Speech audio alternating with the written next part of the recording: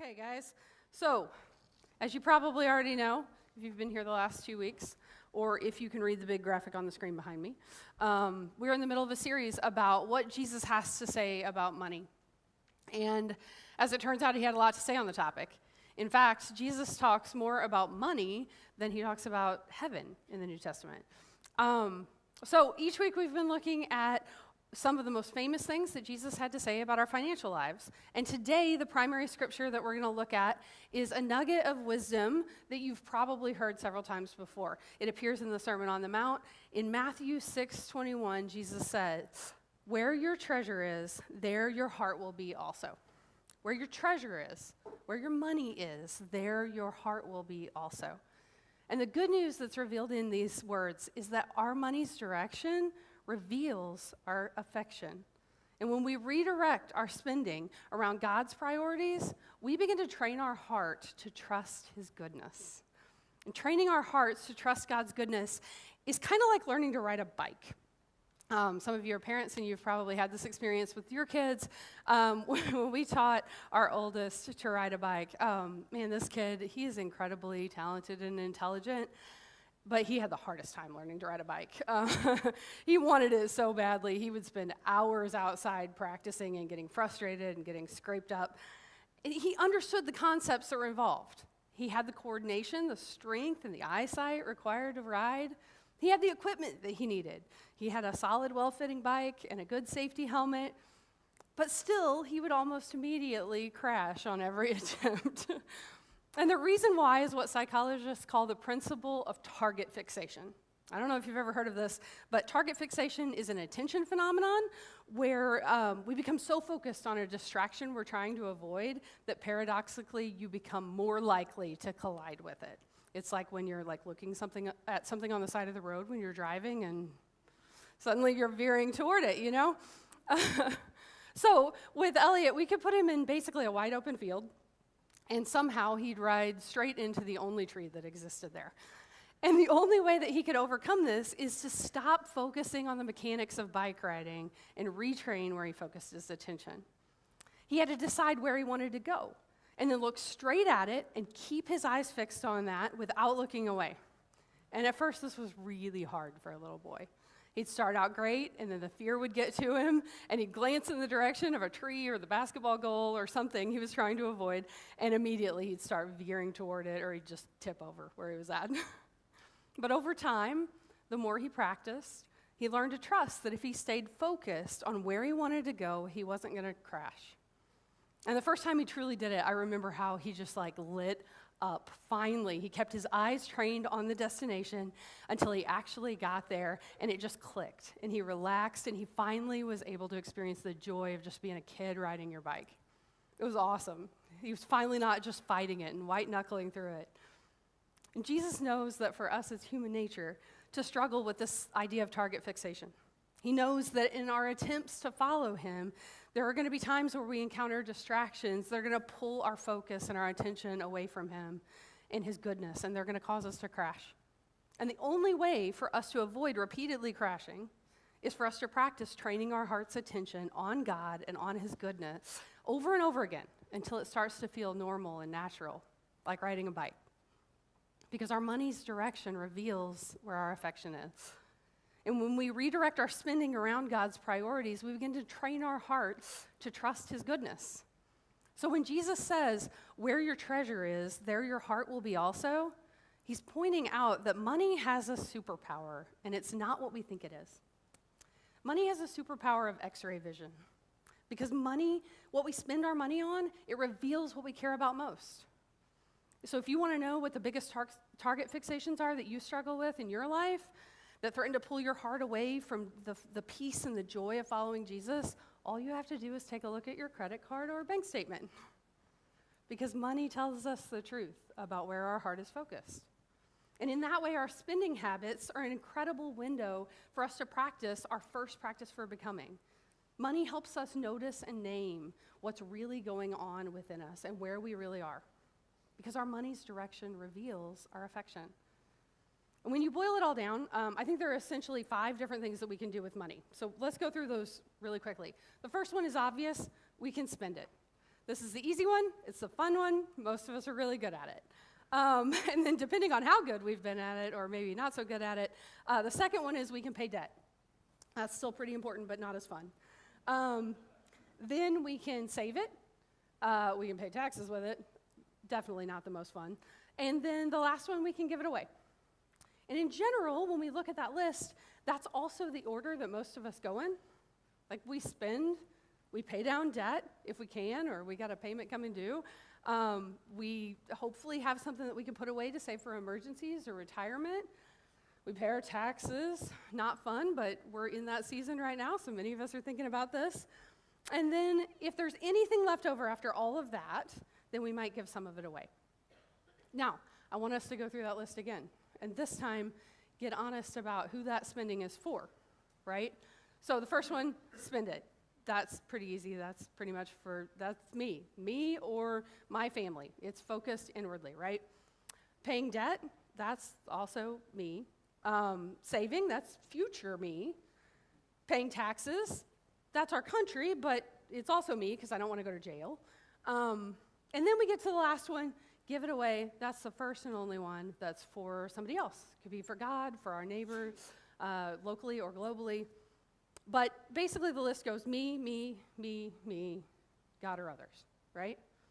Remember what Brian talked about in week 1. Greed is the assumption that it's all for my consumption. And then we see that Jesus says that where our treasure is, our heart is there too. So when we look at this list through his lens, we have to be willing to wrestle with the possibility that our hearts may be struggling with greed and getting tripped up by that. And what Jesus is getting at here, it's about so much more than money. It's about him. It's not about him trying to get more money out of us. That's not what he's talking about here. He wants more peace and freedom for us. And he knows that we're only ever going to find true peace and true freedom when our hearts are trained and focused toward his kingdom and his goodness. Because our money's direction reveals our affection. It shows us where our heart is. But there's a way to push back at this when we notice where our money is going and where our heart's affection is trained. When we redirect our spending around God and his priorities, we begin to train our heart to trust his goodness in real time. But to do that, we have to look at a list like this and flip the script.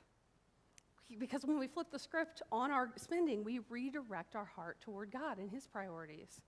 It also aligns with what Jesus said just a few verses later in Matthew 6. He says, instead, desire first and foremost God's kingdom and God's righteousness, and all these things will be given to you as well.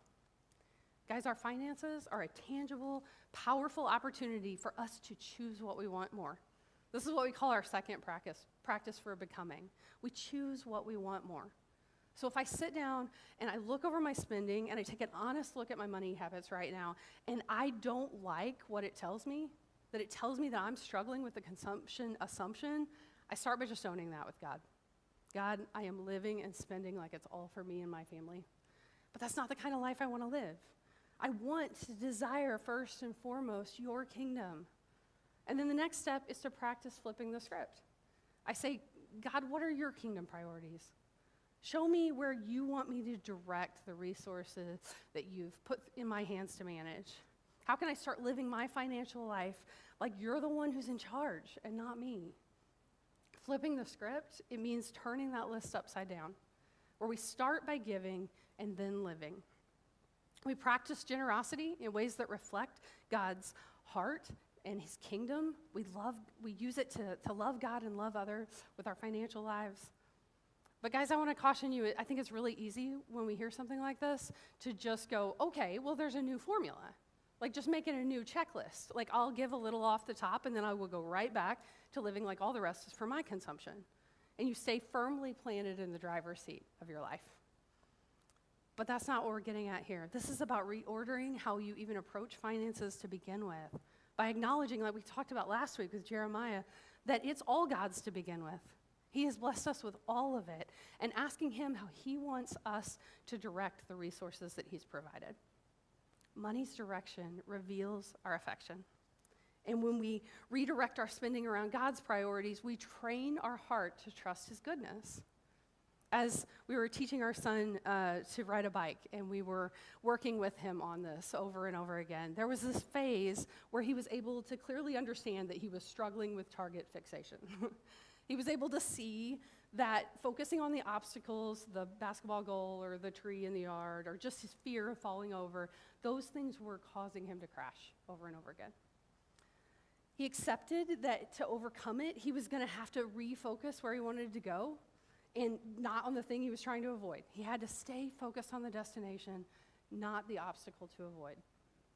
But there was only one thing that could get him from that place where mentally he understood it until he was actually living it and experiencing the peace and joy and freedom of just riding his bike like a kid, enjoying the outside.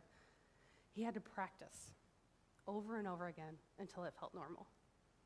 Bill Wilson, who was the founder of Alcoholics Anonymous, wrote once, "You can't think your way into right action, but you can act your way into right thinking." I think that's super powerful because the same is true here. We have to practice putting our money where God's heart is, and then we practice trusting his provision to meet our needs. This is our third practice for becoming. We surrender to God's love. And that simply means practicing letting God stay in the driver's seat of our lives, even in the area of our finances. In tangible, practical ways, we practice this over and over again until we've experienced the reality of his goodness and his provision for us so many times that we actually trust it. We live like it's true, and we begin to enjoy the ride. That's the second part of Matthew 6:33, where it says, "Instead, desire first and foremost God's kingdom and God's righteousness, and all these things will be given to you as well." Guys, we can trust a good God who created us to provide for our needs. We can trust him. We can practice living with open hands, being generous with others, and trusting that God is going to act generously toward us as well. So talk with God about what it looks like for you to begin practicing generosity, to experiment with holding the resources he's blessed you with open hands, and then act on what he shows you. That's the experiment. Some examples of things you could do. Some people will give away a certain percentage every time they get paid before they do anything else with it. They just start from that place of generosity. Or maybe you can make a regular commitment to sponsor a child or support an organization that reflects God's heart, like your local church. You can even set aside a certain dollar amount in your wallet or purse, and then daily you pray for God to show you an opportunity to bless someone else with it. And then when he prompts you to do it, you don't ask questions, you don't try to figure out if this is really the right opportunity, you just act on it and trust him with the results. But here's what might happen when you start to practice this. You'll be going along and you'll be doing it, you'll be learning to trust God's goodness, and all of a sudden there's going to be an unexpected expense or some financial challenge you didn't see coming that's going to pop up. And you're going to be tempted to handle that in your own power, using the money that you had already talked with God about setting aside for generosity. But training your heart to trust God's goodness and his provision is all about letting God still stay in the driver's seat even in that moment, as hard as that is. So we ask him to show us, where are you already present at work in this situation that I didn't see coming? How are you already at work to meet my needs? How do you want me to direct these resources you've blessed us with? And that leads us back through this cycle again, where we start to notice and name God's activity in and around us. We choose what we want more, and we surrender to God's goodness and his love and provision for us through practical experiments and trust. And guys, here's the real secret. None of this is really about money. This is what God's really after. It's not about the money. It's about the way that money is such a practical on-ramp for us to begin an ongoing, everyday conversational relationship with God, where we partner with him and we learn to hear his voice and we learn to act on it and trust his provision with the results. Money's direction reveals our affection. And when we redirect our spending around God's priorities, we begin to train our heart to trust his goodness in the everyday moments. We invite him into the grocery shopping and the bill paying and the mundane details of life, and we learn to hear his voice in it. Now, this was something I was really fortunate to kind of grow up in an environment where I heard this perspective on money. And I didn't just hear it, but I actually saw people living it out. So that was such a gift to me as a younger person figuring out how to be an adult later. And then I married someone who also grew up in kind of this perspective. So even in seasons where money was tight for us, it's always been our practice to begin with generosity. We just begin by giving away a certain percentage of our income, and then we live from what's left and trust God with that. And I can't say that that's always been easy, especially when we were first married or when we first started having kids. Things got really tight sometimes, but that was always just a habit. It was a non-negotiable for us. But where I've noticed that I struggle the most is in that part where I have to surrender to God's love and actually trust Him and His goodness and His provision. Because I think it's easy for all of us to practice generosity when we sit down to budget, and there's plenty of room for the giving and the living, right? But my anxiety goes through the roof when life all of a sudden throws unexpected expenses my way, and they don't fit neatly into the budget. And I'm looking at it, and I'm going, oh, now I have to actually practice what I preach. I have to actually trust that God is going to provide here. That's the hard part. And if I'm honest with you guys, that we're in a season like that right now. Some of you may know, my husband and I own a business where our ability to work depends on weather. And I don't know if you noticed, but January and February were not like the greatest weather months around here. And then Jeremiah alluded to it earlier, but my husband had an injury a few months ago that ended up resulting in major surgery this week. And then, in perfect timing, my van's dashboard has decided to light up like a Christmas tree, giving me all the signs that it is nearing the end of its usable life. It's been a fun week, and I'm not saying this for pity because I have talked to so many of you lately who are struggling with much bigger things, medical debt and difficult diagnoses and the threat of job loss, all sorts of things. I'm just saying it to tell you I don't have this perfect. I don't have it down. I'm still practicing it every day. But when I notice myself in that mode where I'm wearing out the buttons on my calculator because I'm trying to make it all fit in the budget, what I'm learning to do is practice to pause and talk to God about the anxiety over money that I'm feeling. It's an opportunity to notice His work in and around me and to trust His goodness. And since, I was teaching about this weekend, I got some opportunities this week to just practice, and I've been using the good news we're talking about today to do that, and just saying, God, I know this situation is training my heart to trust your goodness. Help me rest in that. I know that you're good. I know that this is an opportunity. I know that you're at work in this situation. Help me to rest in that. So what about you?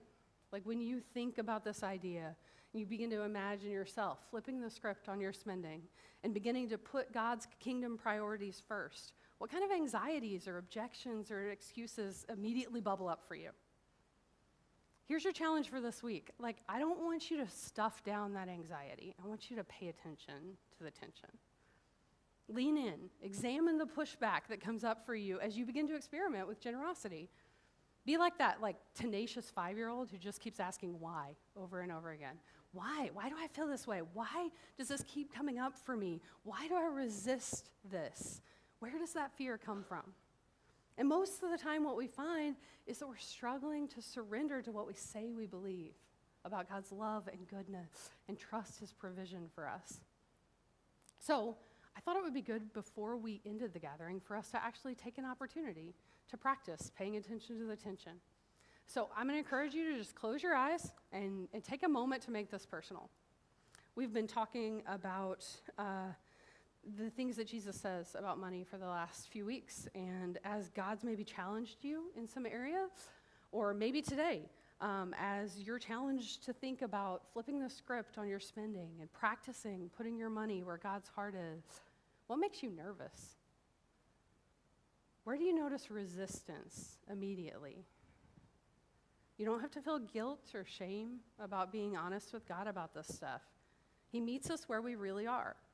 So let's be real with Him about what we're really feeling. I'm going to give you guys a few moments to just talk to God about whatever money anxiety or resistance to open-handed living that you're feeling, and then I'll close with prayer.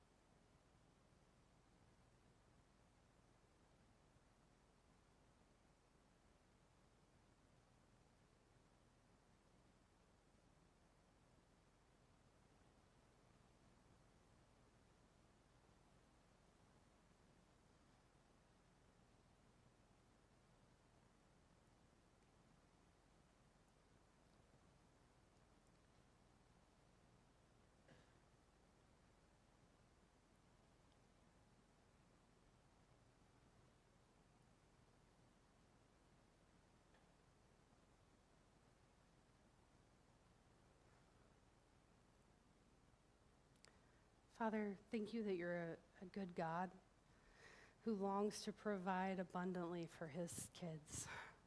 Thank you for the ways that you want to meet us in the everyday nitty-gritty of life and use those opportunities to transform our hearts, to help us experience more peace and joy and freedom as we learn to trust you and we center our lives, including our finances, around your kingdom priorities.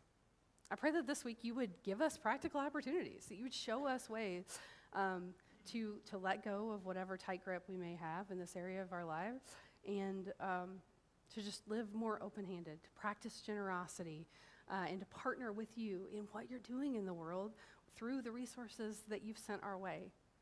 And as we do that, God, I pray that you would open our eyes to see your work around us, not only in our own lives, but in the lives of the people that maybe are blessed by our generosity, or the lives of other people who are on the journey alongside us.